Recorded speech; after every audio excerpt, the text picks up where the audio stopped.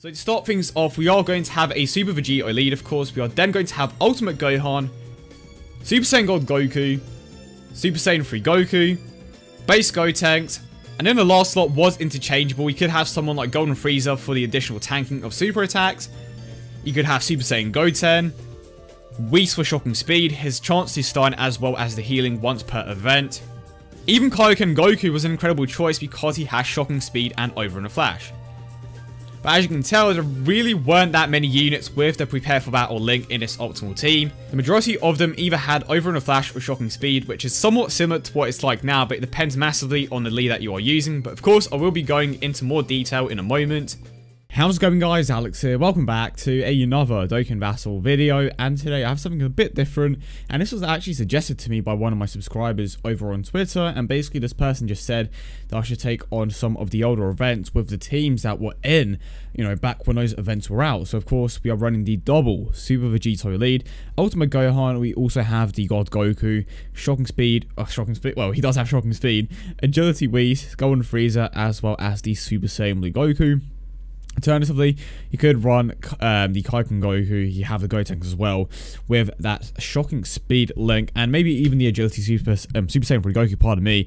But I'm not going to run him for this particular video just because that Extreme Z Awakening kind of made him a bit too overpowered. But I'm curious to see how the potential system, affected the ease of these particular events. And shout out to my boy Truth for setting his Super Vegeta as a lead.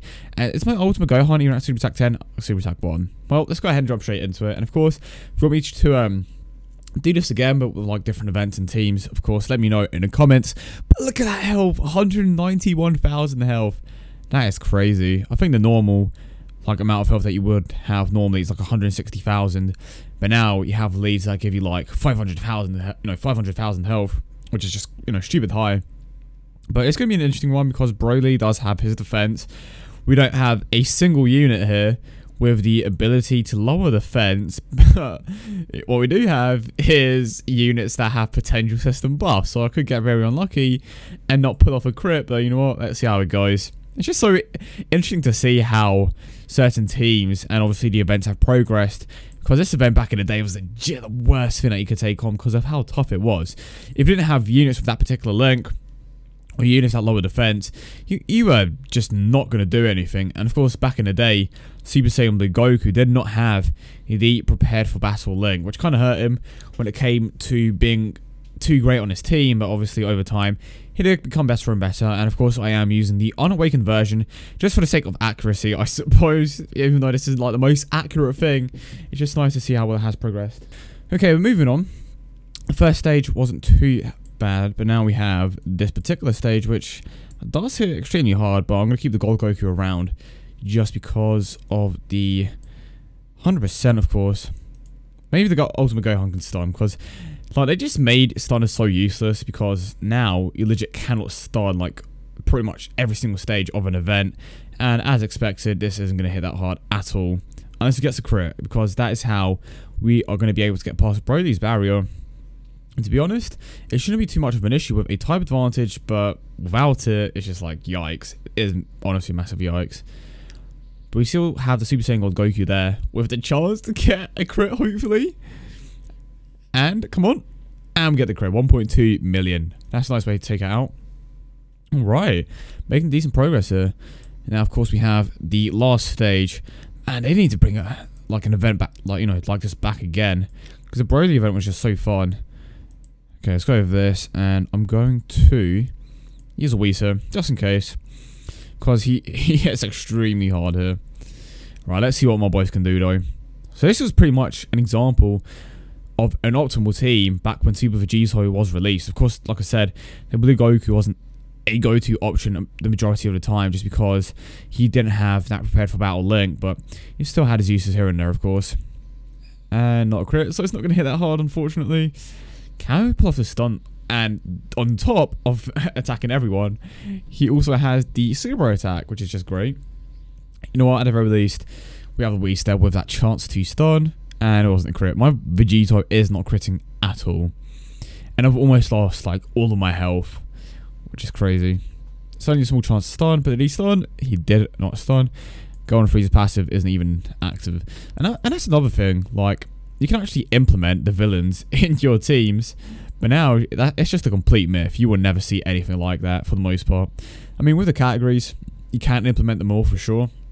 But just on these mono teams, it was just such a common thing to have the villains and the heroes together. Well, certain villains, because the villains still had a bad link set for the most part. But look at that, one crit, and pretty much all over.